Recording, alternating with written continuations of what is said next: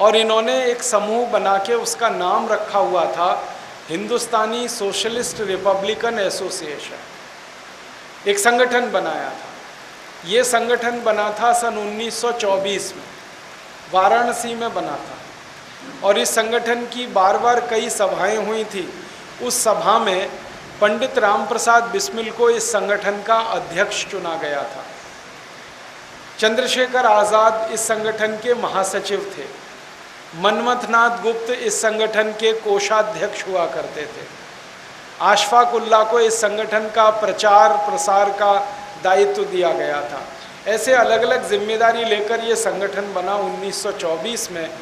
और इस संगठन का ये कहना था कि अंग्रेज हिंदुस्तान से अपने आप नहीं जाएंगे, इनको मार के भगाना पड़ेगा, क्योंकि इनके मुंह में भारत की लूट का खून लग गया है, इसलिए ये आसानी से भारत को नहीं छोड़ेंगे, इनसे भारत को छुड़ाना पड़ेगा और शायद उसके लिए हिंसा करनी पड़ेगी।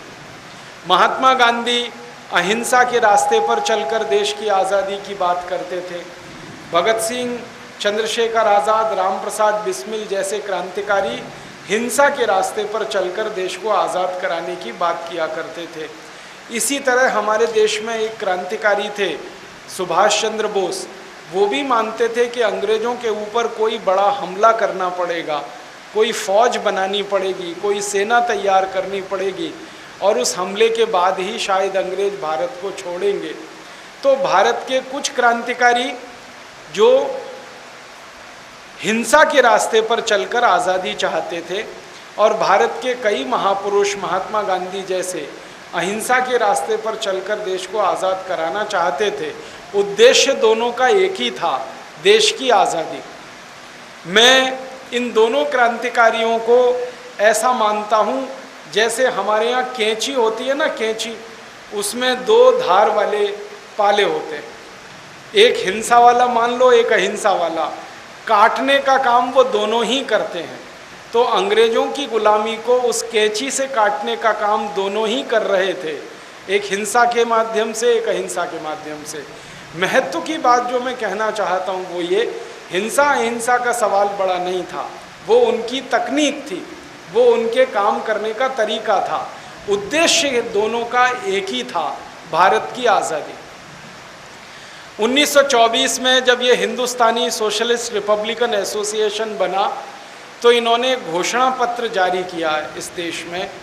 और उस घोषणा पत्र में सबसे पहला बिंदु ये लिखा गया कि हमें अंग्रेज़ों से संपूर्ण आज़ादी इस देश के लिए चाहिए। और फिर अंग्रेज़ों के चले जाने के बाद भारत में स्वतंत्रता की स्थापना करनी है हमें, माने अपने तंत्र की स्थापना करनी है। और एक एक बिंदु उन्होंने स्पष्ट किया कि अंग्रेज़ों के जाने के बाद भारत की अर्थव्यवस्था में बदलाव करना है, भारत की शिक्षा व्यवस्था को बदलना है, कानून और न्याय व्यवस्था को बदलना है, भारत की प्रशासनिक व्यवस्थाओं को बदलना है, उन सब व्यवस्थाओं को बदलना है जिसको अंग्रेज़ों ने भारत की गुलामी के लिए स्थापित किया है। तो महत्व की बात इसमें समझने की है कि दोनों ही तरह के महापुरुष और क्रांतिकारी इस देश को चाहते थे, अंग्रेज़ों के बाद एक ऐसा देश बनाना जिसका अपनी व्यवस्थाएं हों, अपना तंत्र हो, अपनी भाषा हो, अपनी शिक्षा हो, अपना सब कुछ हो। अब मैं आता हूँ आज की बात पर कि अंग्रेज़ों के पहले के क्रांतिकारियों ने जो सपना देखा आज़ादी के बाद का, अब आज़ादी के 62 साल पूरे होने के बाद अगर हम जरा इसका अवलोकन करें तो पता चलता है कि अंग्रेज़ तो चले गए हैं, लेकिन अंग्रेज़ियत इस देश में से बिल्कुल नहीं गई है। अंग्रेज़ियत वैसी की वैसी ही है जो अंग्रेज़ों के ज़माने में थी। कई बार तो ऐसा लगता है कि अंग्रेज़ों के ज़माने से ज़्यादा अंग्रेज़ियत अभी अंग्रेज़ों के जाने के बाद इस देश में हो गई है। महात्मा गांधी का सपना अधूरा है, शहीद आज़म भगत सिंह, ऊधम सिंह, चंद्रशेखर का सपना अधूरा है, जो वो कहा करते थे कि भारत में स्वतंत्रता लानी है, अपना तंत्र बनाना है, वो अभी तक नहीं बन पाए। मैं कुछ उदाहरण से कहता हूँ। अंग्रेज़ों ने इस देश को गुलाम बनाकर रखने के लिए एक कानून की व्यवस्था बनाई थी। अंग्रेज़ों का एक बड़ा चालाकी भरा कदम था वो ये कि भारत में कुछ भी करो कानून के नाम पर करो। अगर भारत को लूटना है तो कानून बनाकर लूटो। भारत